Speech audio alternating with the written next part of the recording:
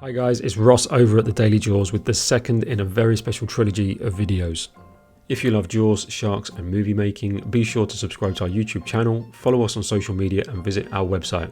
All of the links are in the description. In the previous video, Jeremy Wagner, author and guitarist of the death metal band Broken Hope, invited us to the unveiling of a life-size Quint sculpture that was especially made for him by SFX maestro Nick Marra. In this video, Jeremy invites us into his home to take a closer look at his Jaws museum. It really is one of the most impressive Jaws collections on the planet. And one thing's for sure, he's gonna need a bigger house.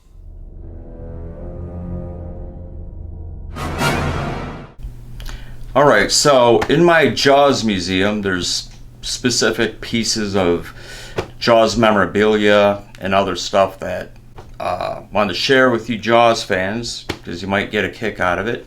So, starting here, I've got a original Jaws crew shirt that I acquired from Chris Kiska, a super Jaws fan with probably the biggest Jaws memorabilia collection in the world. Way bigger than mine. He's got some really great stuff. So, years ago, Chris and I connected, and I got some pieces from him that he was willing to sell to me. So this killer Jaws production team shirt that they had, I've got one of them. As you can see here, Steven Spielberg wearing one, and Robert Shaw with one, and it's pretty cool. Quint is, without a doubt, as you all know now, my favorite character in Jaws, and I just literally got this bronze piece. It's a bronze Quint, and it's number 1 of 9, and it was made by Jim Sparrow, a fine gentleman over in the UK who does brilliant work. I saw an announcement about these pieces, and that there's going to be 9 of them, and being a complete Jaws freak, I pounced on it, and I was lucky enough to get number 1. Cool company. Shout out to Shark City Ozark. They do all these amazing Bruce the Shark related reproductions, different scale size Bruces, Bruce busts and great white shark heads and stuff. So when I learned about this company, I remember just being blown away by the quality of the work and the detail and everything. And so I've got a few pieces from Shark City Ozark that you'll see throughout my Jaws museum here. Also, another thing I got from Chris Kiska was this screen used Quint harpoon. This is one of the harpoons that Robert Shaw screwed onto his harpoon gun in the movie to shoot the rope and barrels into the shark. And so of course I'm super jazzed about having that. This right here is one of my favorite Jaws posters, actually. It's the Turkish version of Jaws. When Jaws came out in Turkey, it wasn't immediately released in 1975 like it was here in the United States. It came out later.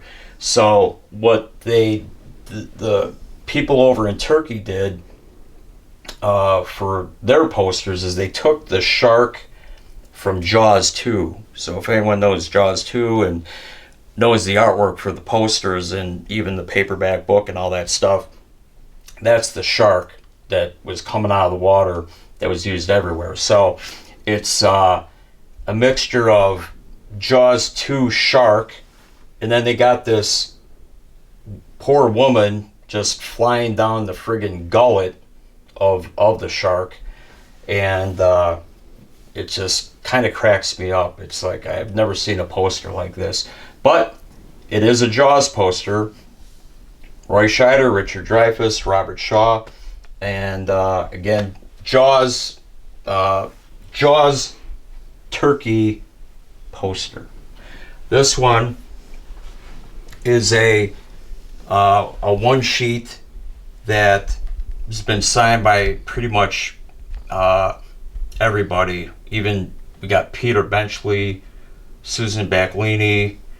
I got a Robert Shaw autograph that's not on the poster, as you can see, but I did get it and wove it in here. Spielberg, Lorraine Gray, you got Roy Scheider, Richard Dreyfuss. Over here, I got a personalized signature from Joe Alves. And then over here also Carl Gottlieb, the guys that worked on Jaws. And great cast, great team, of course. Over here, this is just a print, limited edition one. And it's by the artist Castell. If you got anyone knows Roger Castell, he's done so many movie posters. He's an exceptional artist. But that Jaws artwork, ever since I was a little kid, I'm talking like 4 or 5 years old, it was this image that captivated my imagination. Couldn't stop thinking about it. I'm talking about first impression. I hadn't even seen Jaws, never even read the book or anything. I was just a little kid. But I love that artwork so much. And from what I hear, according to Roger Castell, this original painting he did disappeared after it was turned into Universal or something. Hasn't been seen since the 1970s. No one knows where the original painting is. So anyway, this is as close as maybe I'll ever get to the original painting, but it's a great print. Again, signed by Roger Castell, and me being a Jaws nerd, you know, it's a feather in my cap. And then this right here, according to everyone who knows Jaws, is the Holy Grail script. It's the final draft screenplay for Jaws, dated April 3rd, 1974. And it's in really great condition for being around so long. I've actually gone through it. There's actually a couple scenes that are in the script a little bit different than they were in the movie. And anyway, it's just another, you know, stone in the old Jaws memorabilia crown. That Holy Grail final draft screenplay. It's awesome. One other thing I have, again, being a Jaws fan and a Quint nut, I have the original Hero machete. This is the actual screen-used machete that Robert Shaw, who played Quint, wielded in the movie. And this thing is super heavy, really badass. And, you know, I would say, for me, this is like equivalent or not cooler than the axe that Jack Nicholson used in The Shining. In fact, I'd rather have this any day than that. This is just effing cool as hell. The actual machete. So I keep it close by Quint here on the old chalkboard. And then if you look up here, another piece by Shark City Ozark, another Bruce, with some flesh and gore inside the teeth. Some of this artwork here that you see are different scenes from Jaws. The orca heading out to the open ocean with Chief Brody, Hooper, and Quint. The final scene between Brody and the shark, on and on and on. Over here, a couple really great pieces. I've got one of the original barrels, screen used from Jaws. Again, I got this from Chris Kiska, uber Jaws fan, and this is one of a few pieces that he got. If I'm not mistaken, I think Chris told me that his father worked with the production team, or was doing something with the crew, working on Jaws back in the day out in Martha's Vineyard. So through all that, Chris has acquired just, again, amazing Jaws artifacts and memorabilia that frankly is hard to come by, because back in the old days of movie making, 70s, even the 80s, people didn't save anything as far as, you know, props, whatnot. It all got tossed out. So to have certain pieces like this from back then is really special. This is another barrel, also production used. This actually belongs to my buddy Charlie Benante of Anthrax. Charlie is one of the biggest Jaws fans I know, aside from myself, aside from Chris Kiska, aside from Nick Marra, and others. And he got one of these barrels, and I think he got it from some family who had a family member that worked on Jaws and was part of the production, and was either resident of Martha's Vineyard or Edgartown or something. So he got this, and he got it signed by Richard Dreyfuss. And Charlie, once he saw my Jaws museum, he's like, I think you should foster this in the museum rather than my house, so it's part of the, you know, Jaws universe over here. So that's why that's here. And Charlie, I love you. You're awesome.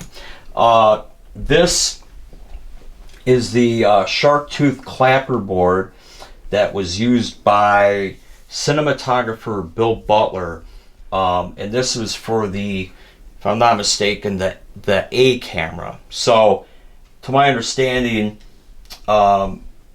the production team, Steven Spielberg, they had a couple of these made. There's a similar one that the B camera team that did like the underwater photography, they had one. So this is from the A team, authentic, original Jaws shark tooth clapper board. Pretty badass. And then over here, just some assorted signed stuff. The great Joe Alves, who was, did a lot of the production work, from the storyboards to the, basically maintenance and tuning up of Bruce the Mechanical Shark that had lots of problems, to, doing the chalkboard sketch on the chalkboard. Susan Backlini, the first victim in Jaws, met her, Joe Alves and Carl Gottlieb at a horror convention in, I believe it was in Schaumburg, Illinois here. Days of the Dead, one of the best horror cons that you could ever go to. Got signatures from Richard Dreyfuss over here. That's I believe, I don't know what scene it is. I think it's like where Hooper is telling Brody to go out to the pulpit for scale and all that good stuff, and Brody's like, scale my ass or whatever. So I love that scene. But anyway, that's signed by Richard Dreyfuss and Roy Scheider, actually. If you can see back here, that's one of Joe Alves' one of the storyboards that he did for Jaws. Again, Joe Alves did all the storyboarding. And then these two pictures are from the dude in the pond, Ted Grossman, the guy who's in the rowboat and gets eaten and all that good stuff. This picture actually is a still from a deleted scene in Jaws that wasn't in the movie. So anyway, just, some signed Jaws nerd memorabilia, because I'm a nerd and a big Jaws fan. And then over here, again, another badass piece from Shark City, Ozark. Some some kind of artwork here, jaws of metal with, you know, Brody, Quint, Hooper in a band with the mechanical shark. Don't know who did that. My apologies on whoever the artist is. I usually like to give credit, but can't remember who did it. Another print from Ocean View looking at the beach on the day that the Kittner kid got eaten alive on his inflatable raft. And then last, one real cool thing I wanted to point out. These are photos of the late great Frank Mundus. And I was fortunate enough to meet him via the internet and communicate with him back in the day before he died. Frank Mundus was a deep sea fisherman who did charters off of Montauk, Long Island back in the day. And he became a monster shark fisherman. That became his big business. And he was known for catching all these giant great white sharks and whatnot. Well, he was actually the inspiration for Peter Benchley, the author of Jaws, for the character of Quint. That's where that whole thing came from. So Frank Mundus was the real life Quint, and I was, again, fortunate enough to have communications with him, and he sent me this great postcard and that 8x10 photo that he signed to me, and I figured that is definitely appropriate for the Jaws Museum. So anyway, thank you all for walking along with me through my Jaws room, my Jaws Museum, and Jaws forever. It's Jawsome.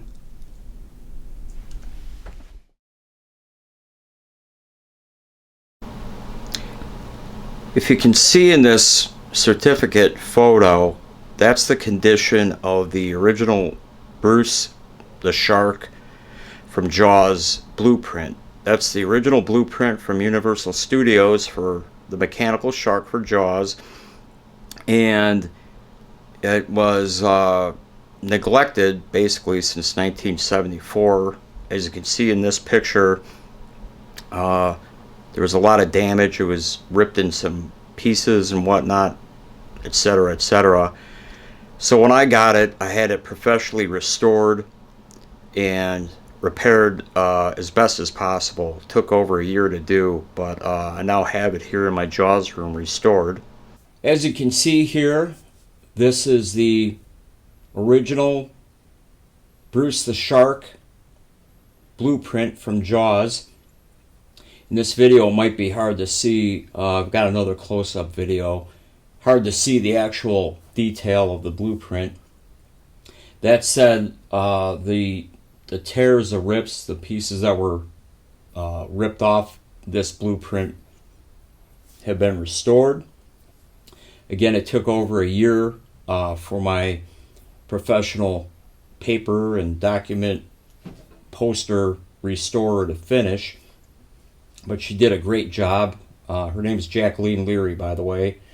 Huge thanks to her. She's done a lot of work for me.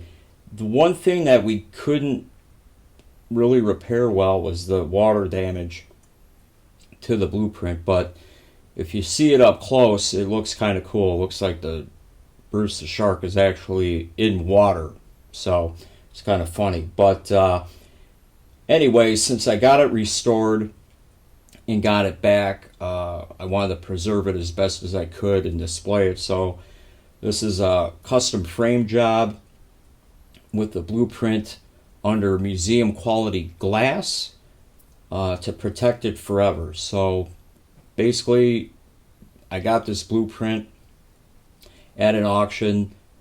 It was in terrible condition, again neglected since 1974, and I had it restored to the best of the powers that be through Jacqueline Leary, my restoration lady, and I wanted to preserve it and display it for eternity. So there you go, the original Jaws Bruce the Mechanical Shark blueprint from Universal Studios.